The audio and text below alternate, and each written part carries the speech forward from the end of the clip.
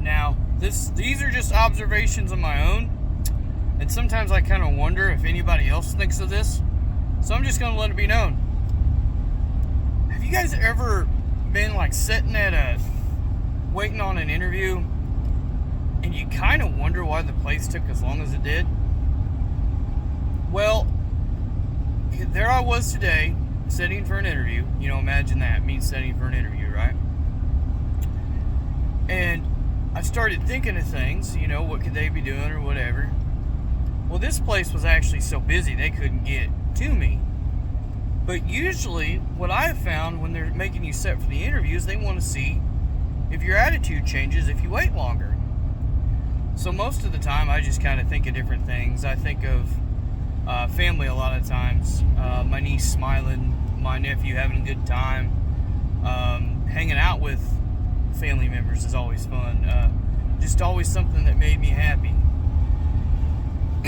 And then, also, why is it that people think it's a big deal for somebody to drive 20 or 30 minutes away to get to work? I just kind of wonder about things like that. I mean, have you guys ever thought about things like that? You know, why do you... Well, actually, let's see if you... Why do you... You know, does that make a difference to where you live? Does that make a difference to where anybody lives? Bleep bloop it down below. Tell me how y'all feel. I'm curious. Also, has anybody ever thought about, you know, like, where do you consider wear and tear on your car when looking for a new job? Do you consider wear and tear on your truck? Do you think about, well, I'm going to have to buy a new vehicle within the next 3 to 5 years, or I'm going to buy a new whatever, you know, or and also, when you guys are like thinking about a new place to live, do you think about proximity to where you work now? You know, do you think about stuff like that? Or do you just like, well, if I like this house or if I like this apartment, this is where I'm going to go, and it doesn't make any difference if it's 30 miles or 40 miles or 80 miles. I'm going to sneeze. Excuse me, that just proves it's in real life. Here's where I filmed this.